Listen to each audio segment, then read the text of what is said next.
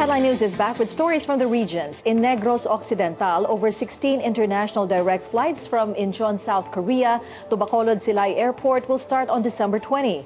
That's according to Bacolod Representative Evelio Leonardia. Over 340 Korean golfers will be the first to be on the flight scheduled Thursdays and Sundays every week. In Davao, the New People's Army turns over 2 prisoners of war to Mayor Rodrigo Duterte in Compostela Valley Tuesday afternoon. Duterte sent them back to the Eastern Mindanao Command headquarters for medical checkup and debriefing. The NPA abducted the 2 soldiers at a checkpoint in the town of Moncayo in Compostela Valley last September 30. And in Zamboanga, Mayor Beng Climaco and City Administrator Elmer Apolonario take full responsibility in a fire incident in the city market. Climaco made the statement in a press conference as the Interior Department carries out the investigation. The incident, which happened last Saturday, left 15 people dead and 13 others injured. A quick look at our skies now. A bit of bad weather today for Palawan as it feels the effects of a low pressure area. Meantime, it's a bit chilly up in the extreme northern Luzon, and that's because of a northeast monsoon, or what we call the hanging amihan. So today, we can expect cloudy skies with some light to moderate rains and isolated thunderstorms over the province of Palawan, as well as overcast conditions and isolated light rains for Batanes, Calayan, and the Babuyan group of islands. Now here in Metro Manila and for the rest of the country, we can expect partly cloudy to cloudy skies with isolated thunderstorms. Now here's a quick check on temperature highs and lows in Philippine and in Asian cities.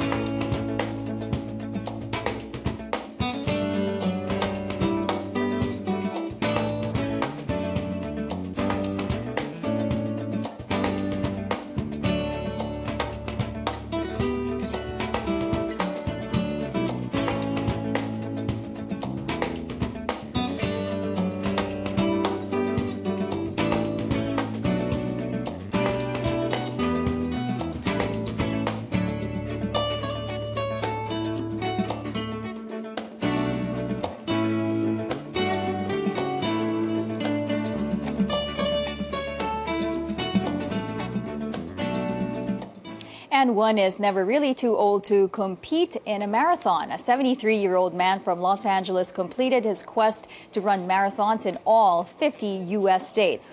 John Maltzby crossed the finish line of the Anthem Manchester City Marathon in New Hampshire on Sunday, his 50th race. In this video, he picks up his number a day before the race. Maltzby began his quest at age 60. He has run 7 marathons this year alone. Maltzby says it's been a rocky but rewarding road. He's now looking forward to some rest and relaxation.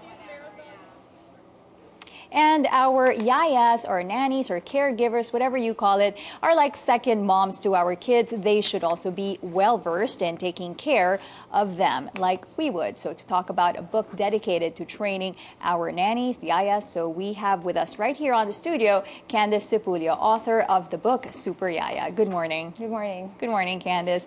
So it's very interesting. I know your background is you're an educator and a teacher for many, many years, and now you've decided to do this venture. So what made you decide that you wanted to teach the caregivers and the nannies out there who take care of our children every day? Yeah, so I was born and raised here in Manila, but for 10 years I've been living overseas in Japan and in Canada, and I started this blog about, you know, how I take care of my children, and all my friends keep on saying here in Manila, how do you do it all? You know, you do all the chores and you're like the yaya there and you don't have much help. But then you're able to teach your children these skills, and so I started blogging about it, and a lot of my friends encouraged me to just, you know, to write a book. You know what, you should come back and write something for us, the parents, and also the yayas who we want to train. And so unfortunately, we came back for a year here. So since November, I've been doing these yaya classes, and it's been great. You know, I've learned so much from the yayas. I've had so many stereotypes about them that has changed, and in my interaction with a lot of parents, I think this book is really necessary for yayas who take care of children 0 to 5 years old. 0 to 5. You know, it's important to realize also that, you know, that our kids spend a lot of time with their nannies, right? So how important is it that these nannies, yayas, really know or have to know certain things in regards to, child development and the other things that you discuss in your book? Yeah, I think it's very crucial because a lot of yayas think that, as long as the child is safe, as long as the child is eating, food, that the child is fine. But in my yaya classes, I keep on telling them that there's more to your job, that the children have developmental needs. You have to have activities for physical development, cognitive development, and emotional development. 0 to 5 years is the crucial moments in the child's life. That's where their brain gets, developed, and so they have to have these activities or science experiments. And the yayas don't feel empowered. They don't think that they can do that. They think that it's the parents' department for them. They just have to be safe and they have to go to where they're supposed to go each day. But this is kind of empowering the yayas that you can do this. I also talk about positive discipline and good food and nutrition for children. And I think in a whole, as a book, I think it will benefit them, if they read it all the time. Yeah. Right. It's very important aspects for them to also look at. Like you said, I mean, it's just so much more. Food, nutrition, discipline, suggested activities. You have all this in the book. And I understand this is going to be in Filipino. Yes. So I have 2 books. So one is for the yayas. It's like a 80-page book, fully illustrated, because I was thinking maybe the yayas would be more engaged. If it were just text, they might not read it. Okay, so I got an illustrator to draw really awesome pictures and just, kind of bullet points, and it's all in Filipino. And then I have one for the employers. It's all in English, just explaining what's in the yaya book, so that they have a conversation with their yayas about it. Right. And where can they get this book if they're interested? Now I'm self-publishing it because I'm leaving the country next month. But they can email me at superyayamanual@gmail.com, and then I'll just correspond with them, figure out how to deliver or to ship and all that. Well, thank you so much, Candice. Thank you so much for having me. Thank you. And that was Candice Ipulio, author of the book Super Yaya.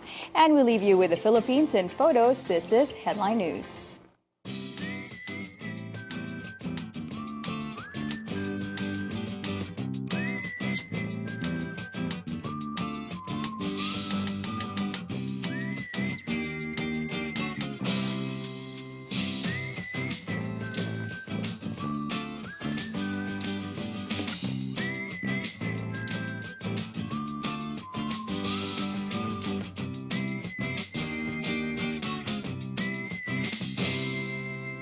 Want to see more of these photos? Or do you have some for sharing?